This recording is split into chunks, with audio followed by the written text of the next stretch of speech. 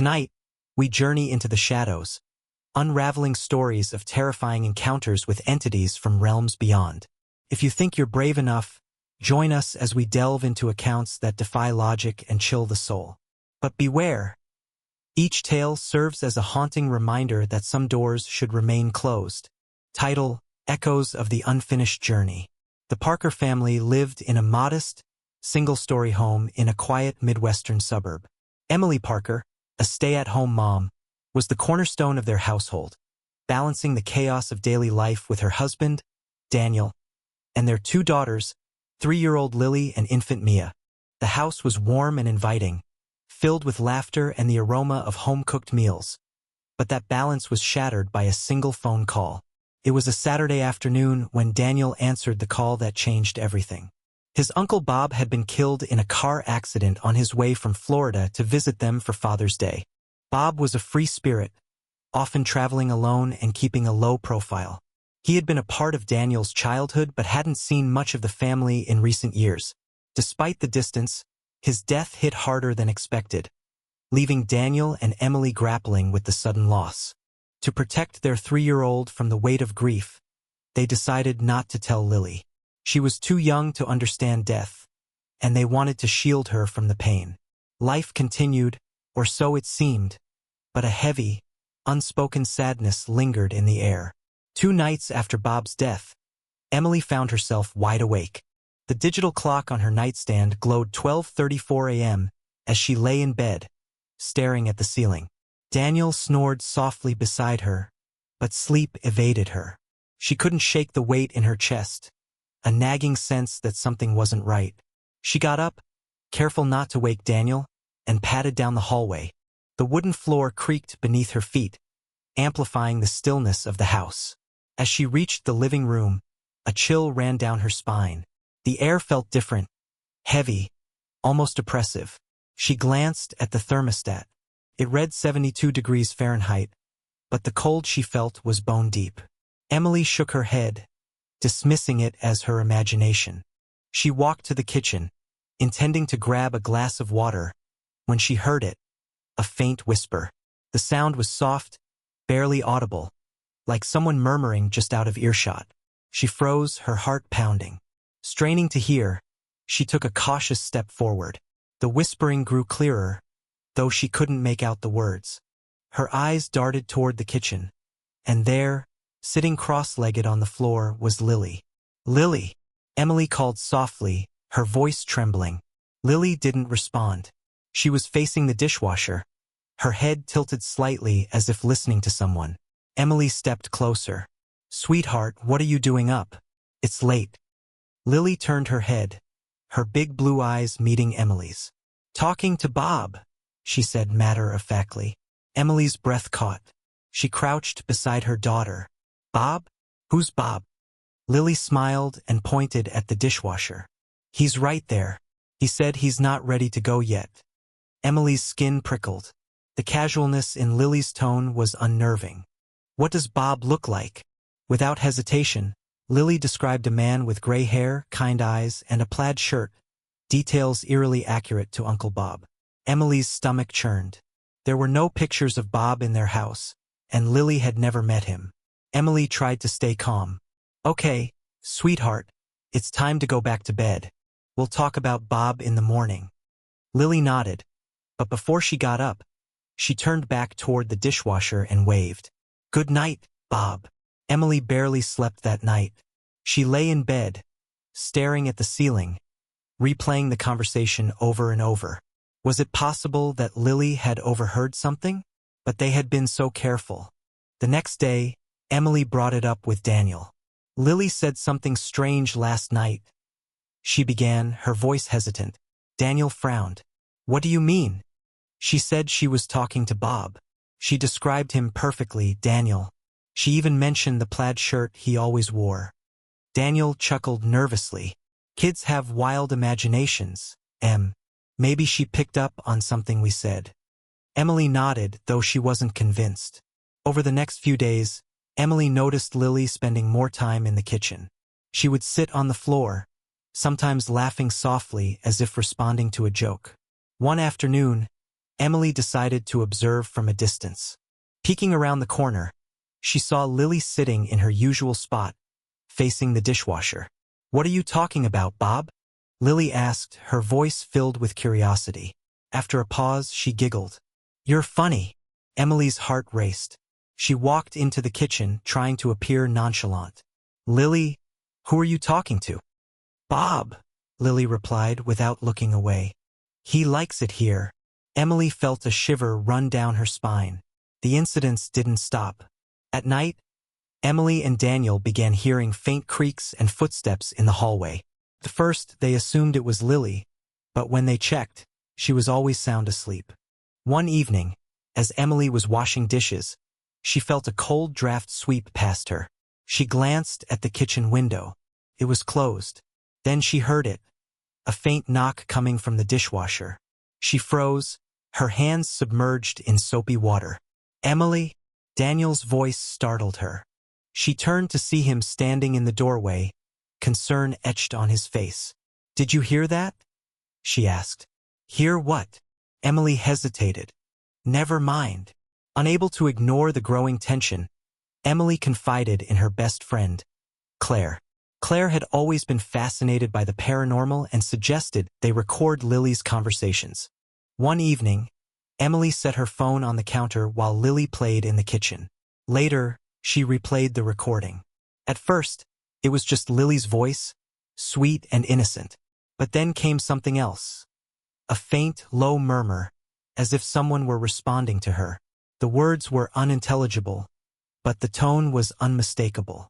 Emily felt her blood run cold. "Daniel," she said that night, holding the phone. "You need to hear this." Daniel listened, his face pale. That's impossible." Emily looked at him, her eyes wide. What if it's not? The days following Claire's visit were anything but ordinary for the Parkers. What had once been subtle and fleeting, barely a ripple in their lives, was now impossible to ignore. Emily couldn't shake the feeling that whatever was happening in their home was escalating, and Lily's peculiar behavior only deepened the mystery. One evening, as Emily prepared dinner, Lily wandered into the kitchen, clutching her favorite stuffed rabbit. She stopped abruptly by the dishwasher, her gaze fixed as though she were seeing something invisible to everyone else. "Mommy," she said, her voice unnervingly clear. "Yes, sweetheart," Emily replied, trying to keep her tone light despite the knot forming in her stomach. "Bob says he needs to tell you something." Emily's hands froze mid-chop, the knife hovering above the cutting board. "Tell me what, Lily?" Lily tilted her head as if listening to someone. "He says you need to look in the attic." Emily's blood ran cold. "The attic?" Lily nodded, her expression serious. "He says you'll find what he left there." Emily forced a smile and shooed Lily out of the kitchen. But the unease lingered. She hadn't been in the attic since they'd moved in. The idea of rummaging through its dusty, forgotten contents filled her with dread, but curiosity gnawed at her. That night, after the children were asleep, Emily mentioned Lily's comment to Daniel. "The attic?" Daniel repeated, frowning. "That's odd." "She seemed so certain," Emily said. "I think we should check it out." Daniel sighed, grabbing a flashlight. "Let's get this over with." The attic hatch groaned as Daniel pulled it open. A narrow wooden ladder unfolded, its creaks echoing ominously in the quiet house. Emily followed closely behind him, her heart pounding with every step. The attic was dim and musty, its only light coming from the beam of Daniel's flashlight. Boxes of old clothes, holiday decorations, and forgotten trinkets cluttered the space. "What exactly are we looking for?" Daniel asked. "I don't know," Emily admitted. They searched in silence until Daniel's flashlight caught something unusual in the far corner. A small wooden chest, half hidden beneath a tattered blanket. Emily's breath hitched. "What's that?" Daniel dragged the chest into the center of the attic. It was locked, but the rusted latch looked fragile. With a bit of force, it snapped open, revealing an assortment of papers, photographs, and a worn leather journal. Back in the kitchen, Emily and Daniel spread the contents of the chest across the table. Most of it seemed unremarkable, old letters, receipts, and family snapshots. But the journal immediately caught Emily's attention. The faded handwriting on the first page read, Robert J. Parker, 1984. This was Uncle Bob's, Daniel said, his voice heavy with surprise. Emily flipped through the pages. The entries started as mundane musings about work and travel, but as she read further, the tone shifted. The later entries were fragmented and cryptic. I don't think I can keep this secret much longer. What happened that night wasn't an accident. If something happens to me, someone needs to know. Daniel's brow furrowed. What the hell was he talking about? I don't know, Emily murmured, her fingers trembling as she turned the pages. One entry near the end caught her eye. The truth is in the photo. I couldn't destroy it. It's in the envelope. They searched the chest again and found a sealed envelope tucked beneath the pile of papers. Inside was an old Polaroid photograph. The image was faded but unmistakable. A group of people standing near a lake, smiling for the camera. In the background, partially obscured by trees, was a figure. Someone who didn't belong. The figure was blurred, almost as if they had been moving when the photo was taken. Unlike the cheerful expressions of the group, this person's face was blank, their eyes fixed directly on the camera. Daniel's hand trembled as he held the photo. This is unsettling. Emily nodded, her mind racing. Who was the figure? Why had Bob kept this photo, and why had he considered it so important? The days that followed were a whirlwind of unease. Emily couldn't stop thinking about the journal and the photograph. She decided to dig deeper, reaching out to Daniel's family for any information about Uncle Bob's past. During a phone call with Bob's estranged sister, Martha, Emily learned something chilling. Bob always had a shadow over him, Martha said. He was involved in something years ago, something he never talked about. I always thought it had to do with that lake. What lake? Emily pressed. The one near where we grew up, Martha replied. He and his friends used to go there all the time. But one summer something happened, and Bob was never the same. Emily's chest tightened. Could the photograph be connected to that incident?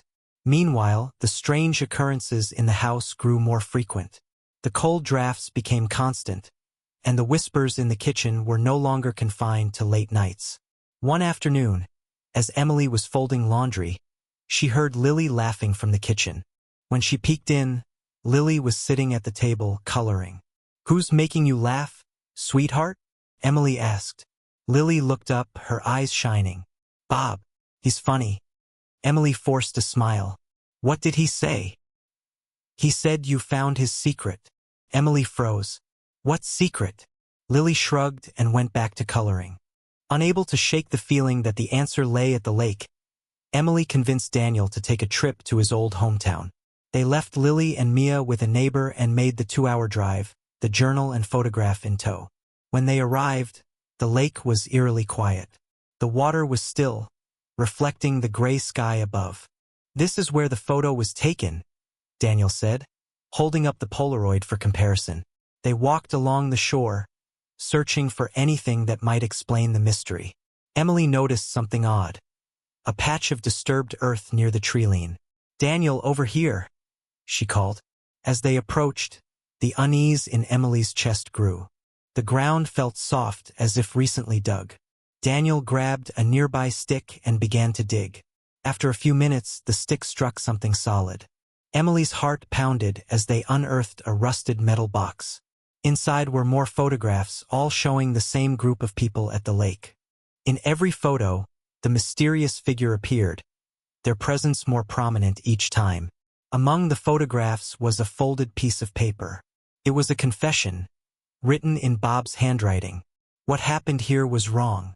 We didn't mean for it to happen, but we covered it up. I can't live with the guilt anymore. If you're reading this, please make it right. Emily and Daniel stared at each other, the weight of the discovery sinking in. What did they cover up? Daniel whispered. Emily shook her head, her mind racing.